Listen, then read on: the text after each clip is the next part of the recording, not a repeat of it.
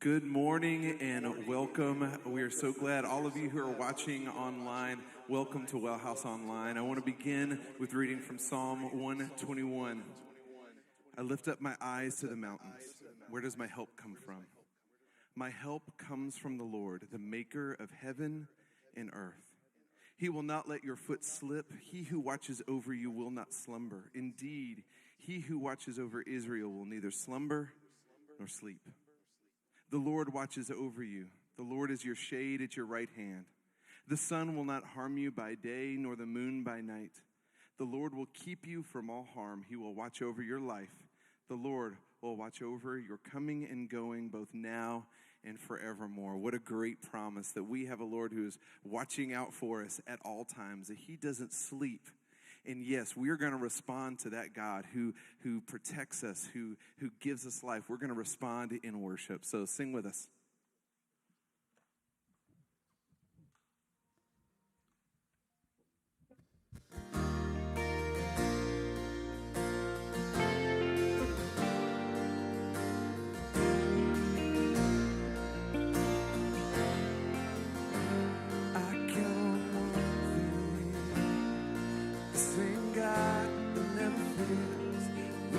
Fail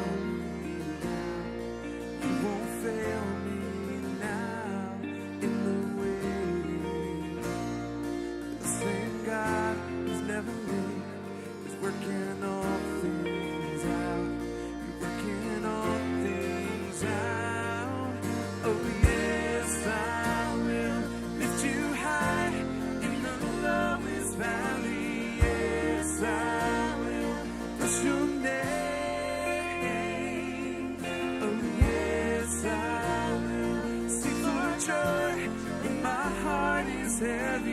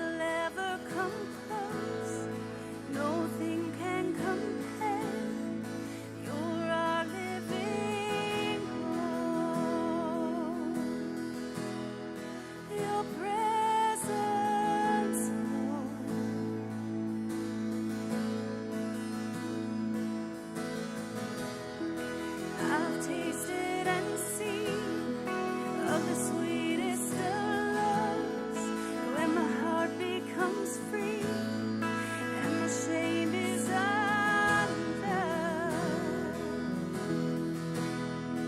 Your presence, Lord.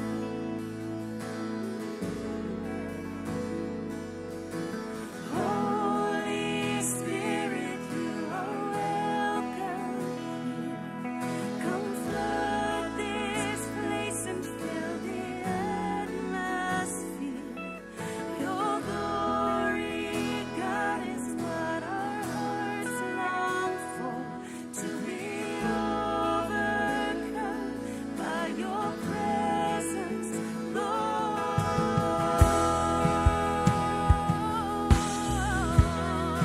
Your presence,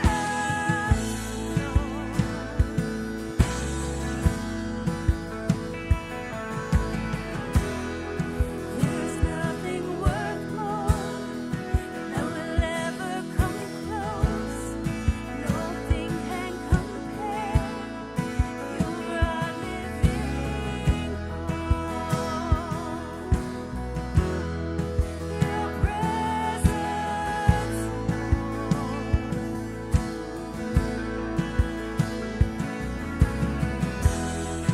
I've tasted and seen of the sweetest of loves, when my heart becomes free and my shame is undone. Your presence,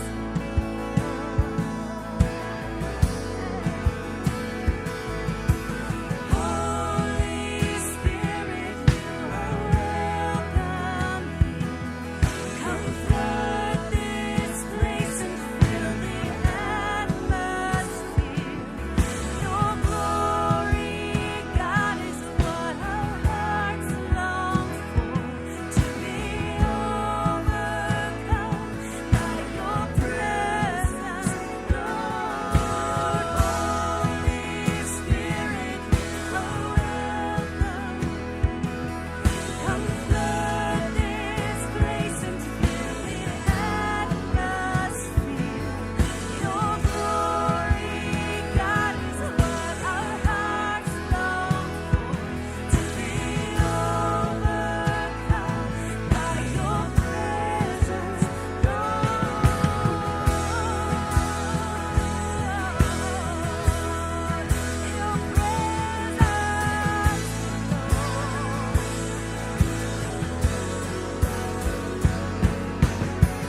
Let's become more aware of your presence. Let's experience the glory of your goodness. Let's become more aware of your presence. Let us experience the glory of your goodness. Let us become more aware of your presence. Let us experience the glory of your goodness. Let us become more aware of your presence. Let us experience the glory of your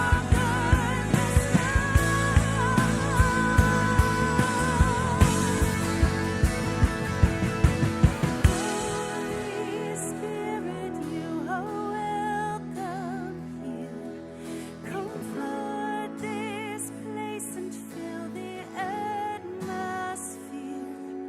Your glory, God, is what our hearts long for, to be overcome by your presence, Lord.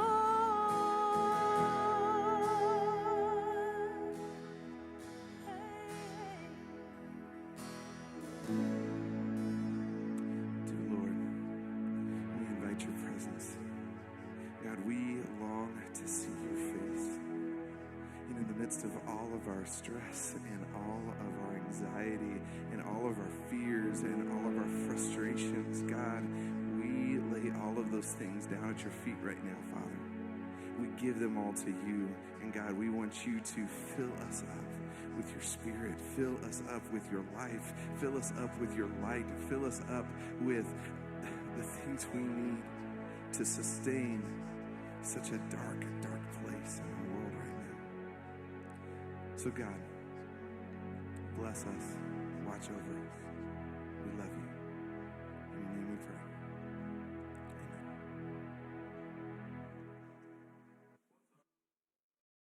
Good morning, good morning.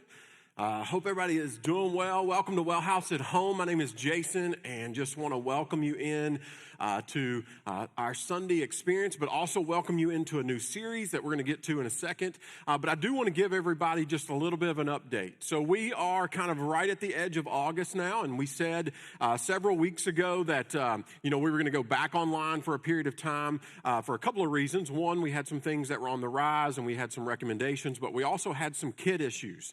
And so we want to make sure that we are able to do everything we can to facilitate the best experience, not for just adults, but for our kids too. And so we said, hey, we don't really know what to do with kids yet. And so let's wait until school starts. Once we figure out what Sumner County's doing and what Davidson County's doing and Robertson County's doing and Williamson County's doing and Wilson County's doing, because see, that's what we deal with. We deal with about 8 different counties doing all different things. And so we said, once we kind of get a grasp on what's happening there, we can begin to game plan. So what we're doing over the next few weeks, we're going to continue to game plan how to best do and facilitate our kids' programming on Sunday. So once that is in place, we hope to begin to start the conversation and begin offering another in-person option maybe by the end of August. And so just kind of hang in there with us for a few more weeks of at home, and we'll kind of give you some updates as we go on that. And so, again, we're thankful for the grace that you have extended to us, and the patience and the support and the encouragement. Without fail, I get text every Sunday that says thank you for what you guys are doing behind the scenes. And so we're so appreciative of those texts and those phone calls and those notes. And so we are just grateful that you've hung in with us to this point. Like I said, today we're going to start a new series. We're excited about it. It's called Limitless, and you'll kind of see as we go what's going to be the topic of discussion. I do want to kind of preface that, these first few weeks especially, I want to frame up the series like this. If you are a Christian, meaning that you have claimed Jesus as Lord, this series really is for you. If you're not a Christian, I want you to tune in because I want you to hold us Jesus followers accountable to some things. But really, these first few weeks, we're going to be kind of, I guess, kind of working, if you will. We're going to work on ourselves. We're going to be honest with ourselves. We're going to evaluate ourselves because I think there's something that we're kind of missing, if you will.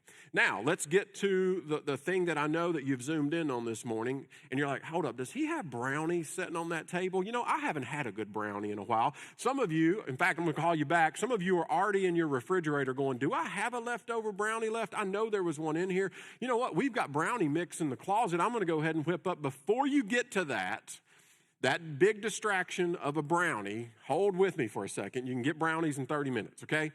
But I love a good brownie.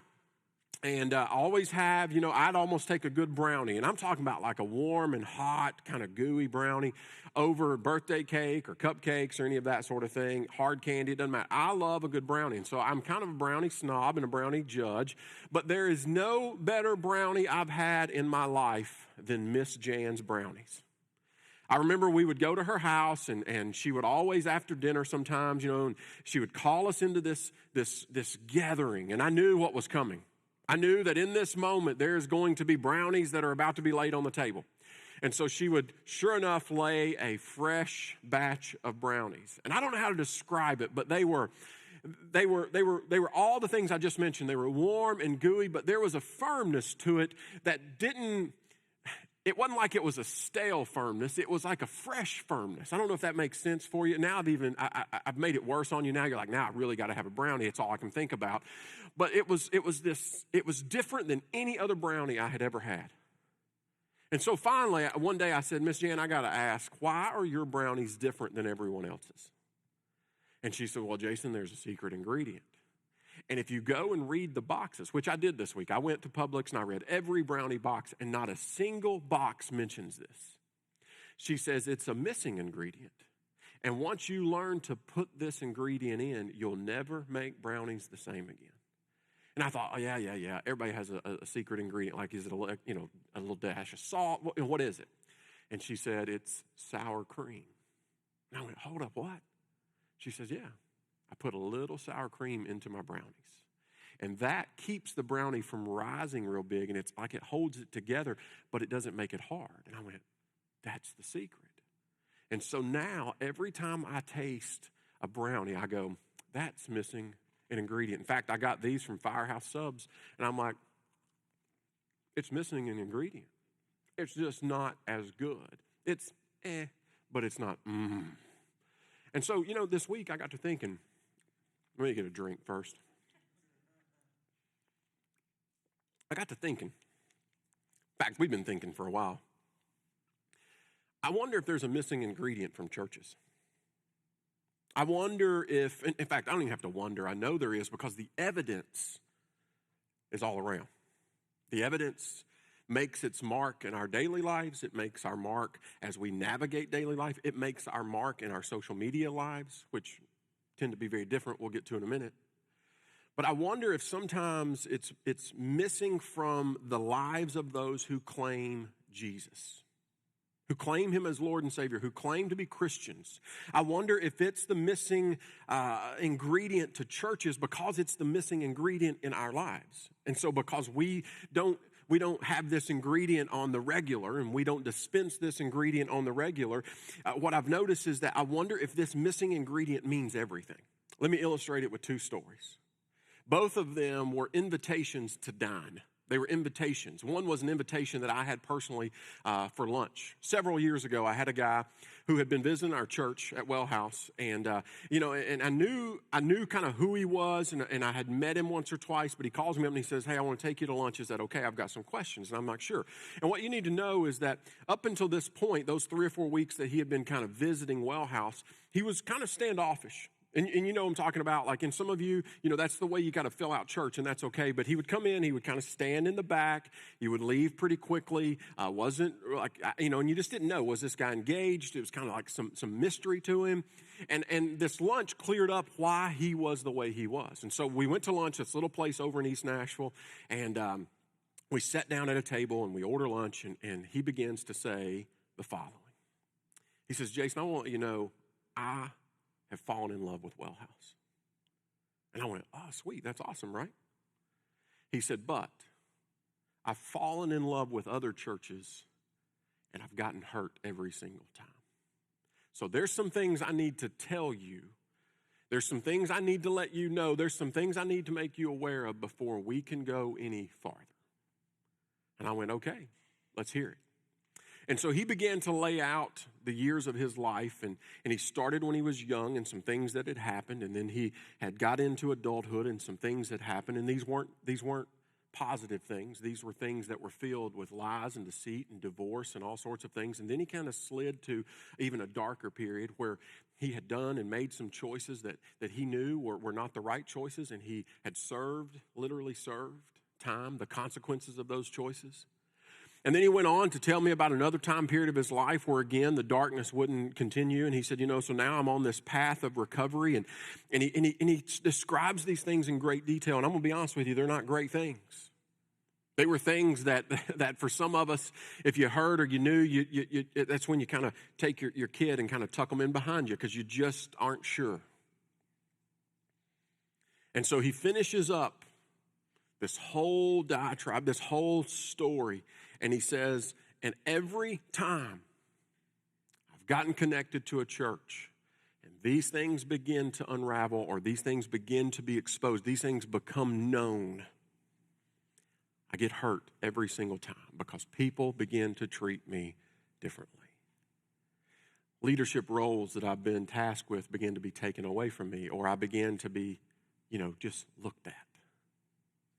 And I got to know before I plant myself at Wellhouse, because on the outside it looks like you're everything that I'm looking for, but I need to know that once you find these things out, and the best way I know to do is just tell you these things. I'm not going to spend 2 years letting you figure them out. I've been there a month. I'm going to let you know. So what are you going to do with it? Then there's a second story. Second story is found in Luke chapter 7. Jesus is on the scene, and he again was invited to a dinner. He was invited to a dinner by a guy named Simon, who was a Pharisee. And so they're gathered together, and Jesus knew what was up. I mean, he knew he had been invited to dinner so that he could sort of be entrapped in something. He had his guard up, and so very early on in the dinner, it says they were reclined, they're relaxed. They're just kind of hanging out at this point. They're waiting on the brownies. And suddenly there comes a woman into the scene. We don't know the lady's name, but she comes into the scene in Luke chapter 7, and she runs to Jesus. And she falls down, and she begins to weep. She begins to cry uncontrollably, to the point that it says that her tears begin to wet the feet of Jesus. And so she takes her hair, and she begins to clean and wash his feet, and then she kisses his feet, and then she takes out this bottle of perfume and begins to anoint Jesus' feet. And what you need to know about this lady was that the lady was a prostitute. She was a known prostitute. She was well known, which always has raised the question of why was she in the house in the beginning in the first place? And so then Simon begins to ask Jesus some questions about this encounter. See, I want to know why in these two stories,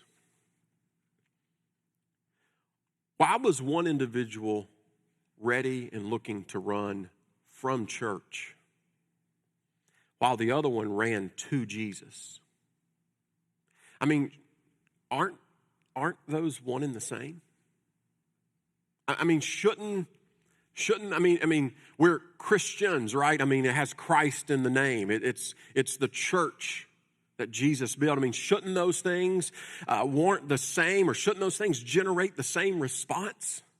I mean, at least a similar response, right? I mean, shouldn't people who are running to Jesus, shouldn't there be something that happens in their life that causes them to run to churches? Shouldn't this thing generate similar responses? And what I've come to realize is I think there's a missing ingredient. It's the missing ingredient that keeps us from going, it's okay, to, I can't wait. Because I know that this is this is exactly what I'm looking for. It's the missing ingredient. Here's the missing ingredient. And it's nothing fancy. It's grace. It's grace. It's grace. I think it's the difference between those who are looking and ready to run from church or to church. I think it's the missing ingredient from those who run from church, but yet will still find themselves in places in their lives where they run to Jesus. And so I just want to talk about grace for a few weeks. It's no secret, guys. And again, I told you we're going to talk as we're going to talk as family. So again, if you're not a Christian this morning, if you're not, you're just kind of exploring this, you can kind of take note and hold us responsible. But we don't even hide it very well. Our missing ingredient, our lack of grace sometimes, we don't even hide it. We live in a world right now, especially, maybe more so than any other time period in my life, we live in a world right now that is full of ungrace. We love to hate. It's almost like we've come into this world where we know that I can put something out hateful and that will automatically generate more response than if I put out something loving. And so we've built this habit almost. It's like a reflex. When you get hit in the knee and your knee just jumps, it's like this reflex. And it's become kind of this American way. It's American mantra. It's this motto that we have almost. We say things like this. We say, well, you get what you earn. Guys, I've been told that all my life. You get what you work for. You get what you earn. You get what you deserve. We say things like, well, you get what you pay for. And nothing more, nothing less. No gain without pain. These are all phrases that we've come to know as mottos and good mottos, but they're ungraceful phrases. We things like this. We bring God in the mix. We say, well, God helps those who help themselves. And guys, we act like that's scripture, like that's found somewhere in Proverbs. It's not. It's an ungraceful statement that makes God out to be an ungraceful God. And so we have this concept that if you don't bring something or you don't bring enough to the table, then guess what? You don't get a seat at the table. And that's the story of Luke chapter 7. See, the story within the story in 7 is after this guy, Simon, begins to question Jesus for why he's letting this lady do, the lady who's a prostitute, who didn't get stopped at the door, by the way. You're telling me that a prostitute just walked in your house and nobody questioned? No, I think it's because she'd been there before. But now all of a sudden he's going to use and manipulate this lady to get at Jesus. And he asks, well, Jesus, if you knew who was touching you, you wouldn't be so easy and so relaxed in letting this happen. And Jesus tells a story. He says, let's suppose that someone owed $500 to a master and someone else owed $50 to a master, and he came in and said, hey, you know what? I'm going to do away with both debts. Who do you think's going to be the most joyous about that? Who do you think's going to be the most excited about that? And he said, well, the one who was relieved of the $500 debt. And he says, exactly. Because my grace is limitless. The grace that I bestow and dispense is limitless. But he says, you've forgotten that. We'll come back to that. And then I just want to kind of really be honest with us for a minute. You hear me talk about this from time to time. To top all of this ungraceful mantra that we've kind of come to know, then we add on, and it's kind of the cherry on top, we add on social media. And you want to talk about an arena that has made us out to be monsters. Because, see, we can hide now. I don't have to look at the whites in your eyes when I dispense my ungrace. I can hide behind a keyboard and I can begin to dispense ungrace like a champ. Oh, I've got a good one here. They're not going to have anything to say. And we begin to, it's almost like we level up in aggression. It's like, I can be pretty calm in my day and I can open up Facebook or I can open up Twitter. And it's almost like, it's like in a Mario. It's like, I level up. I get real aggressive all of a sudden. Why? Because it's never been easier to dehumanize people. It's never been easier to mistreat people. It's never been easier to ridicule people. And here's why. The online distance between people tends to desensitize people. And so what happens? We just become so ungracious. We become hateful and mean. And then it enters the church, right? Enters the church like mold. It just begins to grow even in our seats. It begins to grow in what we call church. And end up, like mold has like a dirty sock smell, and people can smell that before they ever come in.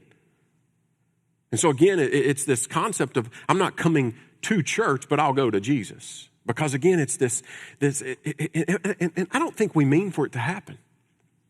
Maybe some of us do, because we're just nasty people, mad at the world. But I don't think we mean for it to happen. But here's what we do. We have developed a metric that determines then, or it's kind of like a scale. And so we've developed a metric that makes us somehow as Christians feel superior or justified by what we do. And so here's kind of the way the scale works. We begin to stack up the good, self-claimed good, by the way. We begin to stack up the good that we do against what? The bad that we do. And so we work hard to make sure that we keep our own scales level. Oh, wasn't a good week. So you know what? I'm going to do a little good. I'm going to go to a service. You know what? I'll tell you what's easier. I'll just drop a little extra money in the online giving. That'll even things out right. And so we begin to begin to develop this scale. And here's what happens. Whatever outweighs the other one wins. Then, this is the danger of the scale. We limit grace by what outweighs or what we see the scale tip toward. We begin to limit grace based on how the scales tip. And so we have this self-created, this self-imposed scale that measures When is enough grace and when is not? And so if somebody comes in and their scales are way off, we go, I'm just not sure we can get you there. I'm not sure that we have enough good tokens to put on top to level you out. And so it comes across then as this ungracious situation. It comes across as this gracious thing. And so the results is this, and you're going to know what I'm talking about. The results, when things really get out of kilter, we become miserable human beings. Anybody know any miserable Christians because they can't keep the scales even? And so they're just angry, they're mad. And so when we become miserable, we become unattractive. I remember one of the hottest girls I've ever met outside my wife, who is the hottest, by the way. One of the hottest girls I can remember was a girl named Rebecca at my high school. I mean, it was one of those deals where every guy just would love to have had a chance. Just a moment. In fact, like, if she just looked at you, you were like, oh, Rebecca looked at me today. But she never could keep a boyfriend. And the reason why was anytime someone got close enough to get to know her, she was awful. She was miserable. She was rude and nasty and ungracious. She was the worst. And so it was one of those deals where nobody wanted to date her and she couldn't keep a boyfriend because she was so ruthless. And when people become miserable, they become unattractive. And when they become unattractive, that's the reason I think people run from one and to the other. Jesus always maintains his attractiveness. Why? Because he's not miserable. He's gracious. And so as a leader of a church that attempts to do things better than average, there are things that there are areas that are non-negotiable for us. We've said from the beginning, we want to be a church that does community, connection better than average. We want to be a church that does discipleship. We want to do what we can to help you grow better than average. We want to do a better job, above average job of being wildly generous in our community. And we've done all of those things. I just don't want us to miss out on the missing ingredient.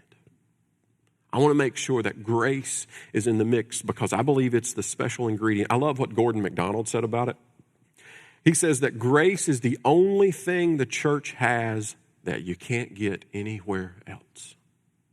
Grace is the one thing the church has that you can't get anywhere else. And you know what? You can get taken care of and you can find community in a lot of different places.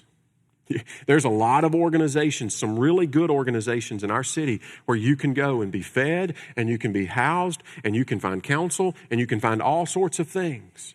But the church should be set apart from all of those organizations because we are grace-filled people. We are gracious people. We are fully aware of the grace that we have received and we understand. And so what happens then is the grace, as it begins to be extended to me, I extend it out. And guess what? It begins to point toward the one who makes all this attractive in the first place. That we begin to point toward God's grace, his limitless grace. So let me give you one verse for the day. We're only going to look at one verse. I'll tell you, it's all we need for the day. So for those that goes, this guy doesn't really use his Bible a lot. Well, I tell you what, when you master this verse, then come get me and I'll give you 2 verses next week. One verse. Hebrews chapter 12. I want you to write it down. I want you to memorize it this week. Hebrews 12. Here's what he says. He says, you are on point, you are on mission when you are pointing toward and dispensing God's grace. And here's the way he says it. See to it that no one falls short of the grace of God. See to it. He's talking to Christians. See to it that no one falls short of the grace of God. Let me continue to simplify it. If you go to the New Living Translation, I use the NIV. Go to the New Living. Here's what it says. Look after each other so that none of you fails to receive the grace of God. Let me say it again. Look after each other so that no one fails to receive the grace of God. Let me make it simpler. I went to the Message. The Message says this. Make sure that no one gets left out of God's generosity. Peterson says, make sure that no one gets left out of God's generosity. Let me take it one step farther. The CEV says, make sure that no one misses out on God's wonderful kindness. What's he talking about? Make sure. Get this. My responsibility, my calling from God I am on mission, I'm on point, when I'm making sure, meaning that I'm fully aware that I'm making sure I'm going above and beyond, I'm eyes wide open to making sure that no one misses out on God's wonderful kindness, that no one misses out on God's grace. This is our mission, it's our purpose. Guys, our purpose is not to convert everyone. You realize that's an impossibility. We will never, I don't care how well we do things here, we will never convert everyone. Doesn't mean we won't try to at least shower people with the goodness of God, but we will never convert. That's why we were never tasked with, hey, go and convert everyone. But you know what we can do? We can dispense grace to everyone. That's a possibility. God says, I'm never going to give you a calling, a mission where it's not possible to do. I want to give you something that is possible to do. And so he says, make sure that no one misses out on my goodness. Make sure that no one misses out on my kindness. No one misses out on my grace. Because I believe it's possible to dispense that to everyone. Guys, you know, our world has gone through some rapid changes. And they will continue. They're not going to slow down. And so as a result of that, I think that church is going through some rapid changes, but I also believe the way people see church is now going through even more rapid change than maybe our culture has been in the last 5 to 10 years. And I'm convinced that the future of church as we know it, or maybe not even as we know it, the future of church as it will be, more so than ever, will depend on how well we do this, how well we make sure that no one misses out on God's wonderful kindness. I think the future of our churches will depend on, in America, how well we make sure that no one falls short of knowing and a recipient of God's wonderful grace. And the way that happens is the way we interact, the way we treat people. And it happens when we begin to understand ourselves and we begin to see ourselves in light of God's grace. When we take that first big gulp of grace, here's what happens. It should change us. It should change everything about it. It can't help it. Because God's grace, when we begin to take it in our own lives, it's transformative. Think back to that moment when you were kind of in that desperate place yourself and God has somehow navigated you through that. You remember, that's God's grace. And you remember how good that felt? It was transformative. You go, I'm not going to do that stuff anymore. I'm going to do things different now because God's grace changes us. Understanding his grace, receiving his grace, it changes the way. See, I love this. Grace is the glasses. It's the glasses that God puts on when he looks at my failures. Grace, he picks them up and he says, I'm going to put grace glasses on when I look at Jason's failures. When I look at his flaws, when I look at his faults, I'm going to view those things through the lens of grace. See, and apart from this, apart from understanding this, there's a few things that can't happen. We can't know God. See, if God doesn't see us through his grace, we don't get to know God. If God doesn't see and we don't understand, then we can't relate to God. We don't get to understand God fully because God is great. God, it's like this grace that he dispenses and he does it through the cross. It's the bond that holds all of these things together. Grace is what allows us to know God intimately. Grace is what allows us to understand the nature and the character of who God is and what he's all about. And so as we receive these things, we've got to be dispensaries of these things. And that's the problem in Luke chapter 7. And that's the problem in the first story.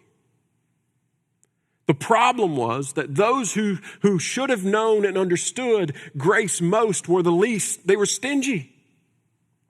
See, the Pharisee looks and says, if you only knew. And I love that Jesus, after this staggering display of honor in the midst of people who were trying to dishonor him, he says, if you only knew who touched you. And guys, she went beyond touching him. She kissed him. And I love that Jesus responded and says, I do. I do. Oh, I know exactly who she is. Not in the way you know her, but I know who she is because she was created in God's image. It was the moment that I looked across the table in East Nashville. I looked this individual in the eyes after he had spilled all of this and told me why he was so nervous to become part of a church without us knowing everything, because you need to know everything about me in order, because I don't want to get down the road. And I remember leaning in and I looked across the table and I said, "You done? You done?" "Well, yeah, isn't that enough?" I said, "Welcome on board." Because I understand God's grace. And so who am I to not dispense the very grace that I've been given? So if God sees my faults and my failures and my flaws through grace, then he's going to see yours that way. And it's been a beautiful relationship ever since. So why do people run to Jesus but are so ready to run from grace or run from church? I think it's grace. So here's what we're going to do. We're going to spend a few weeks talking about grace. You know, we know the word, right? We say grace. One of my favorite scenes is Christmas Vacation. You know, he's like, "Say grace." You know, we know the word. We talk about it. Good gracious almighty. You know, like we know the word, but do we know the word? Do we know the implications that it has on our lives and our relationship with God? But do we know how it can change and shape not just our lives, the way we see ourselves, but how it can change the world that we live in? You know, and I think we live in a world right now where we're so overwhelmed, we go, does what I do really matter? I mean, I'm such a small, you know, I've only got 200 or 300 followers on social media. You know, yes, it matters. It doesn't matter how big or how small your influence or how big or small you think it is. It matters the way we do this, because I believe the church has always been built on the backs, and I think it should continue to be built on the backs of grace-transformed people. The church was never built on the backs of people who had it all together. The church was never built with people who kept their scales even. Oh.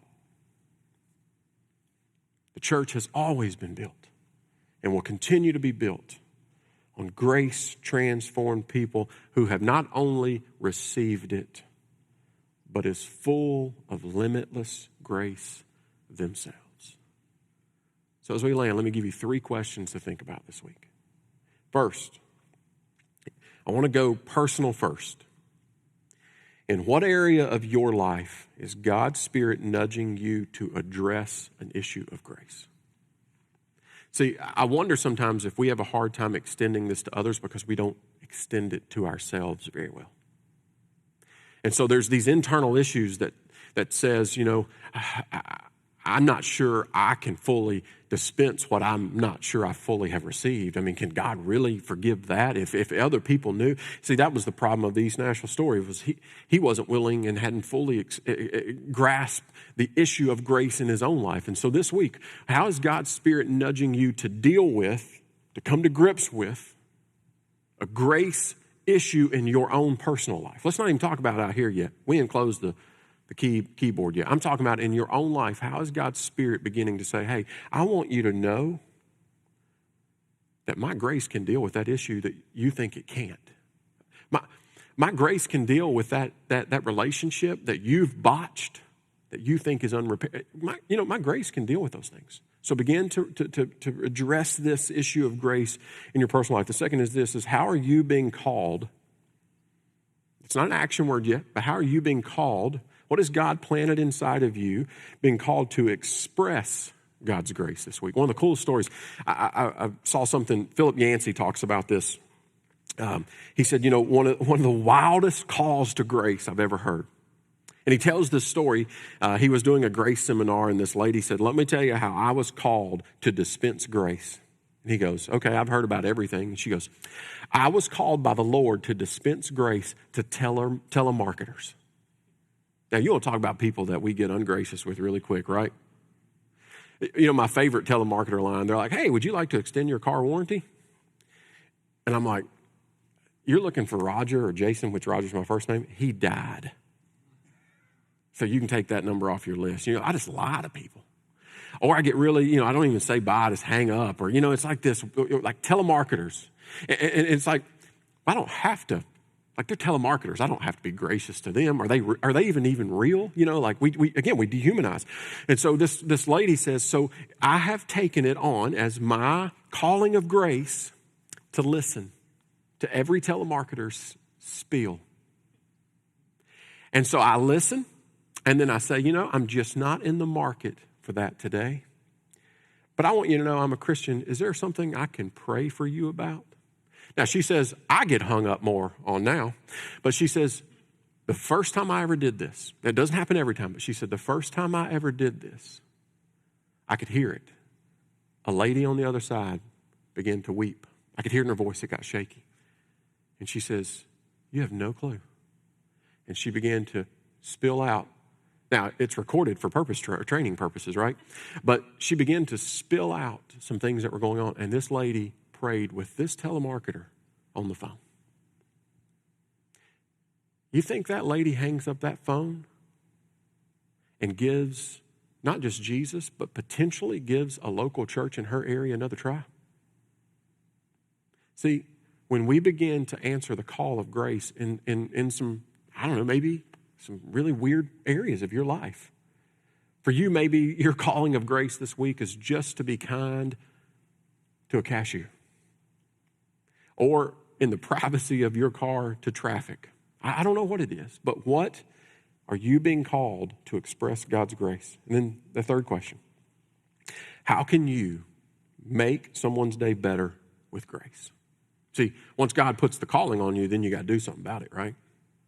See, it wasn't just enough for this lady to get the calling of saying, you know, you need to be kinder to telemarketers. No, she had to sit and listen to the spiel. So what can you do to make someone's day better with grace without limits?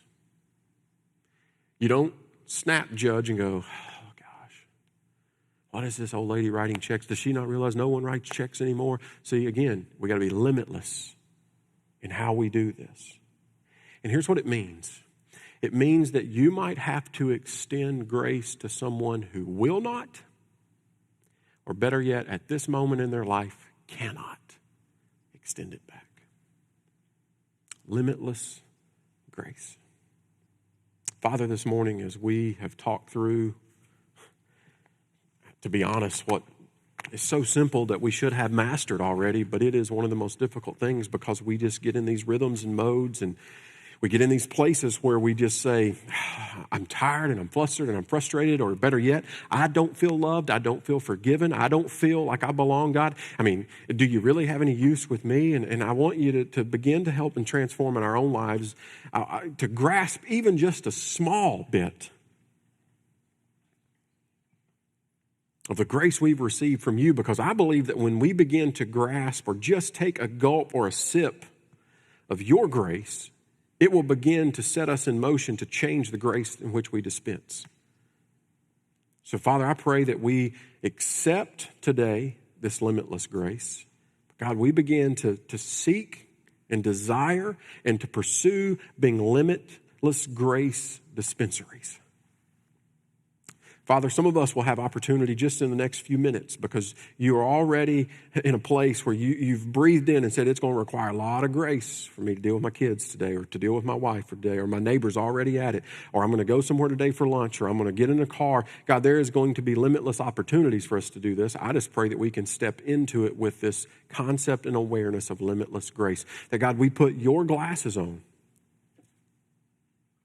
And when we put your glasses on, the scales, the weight mechanisms that we have determined qualify someone for enough or not enough, God, those things go away, and we just begin to see people as you've created them. We begin to see people not as prostitutes, but we see them as created in the image of God.